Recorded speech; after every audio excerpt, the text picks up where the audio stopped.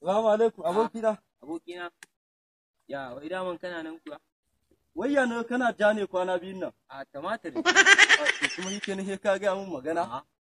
Ka zo kana tambaya na ya na ja? To Allah baka hakuri, ni na ganka gabaki ɗaya a cikin damuwa ne ɗan karen nan. Ba kwanaki na ce ma kakata ta siyo akuya ba? Kwarai ko ka gaya mun kakarka ta siyo akuya. Kana ganin akuyan nan za ta kai kimanin wata nawa ne? Gaskiya daga lokacin da ka gaya mun yanzu ta kai wajen kimanin wata 8 kenan. Wata 8 ko? Kwarai kwa. Abokina kaga kowane wata ɗaya? Akuyan nan ƴaƴa biyu take haifa. Kowane wata ɗaya. Kai abokina duk wata akuyan nan ta haihu. Ko kana mamaki ne? Wata 8 fa. To amma fa abin ba zai ban mamaki ba. Saboda ni ma na gaya maka cewa na sayo kaza 400.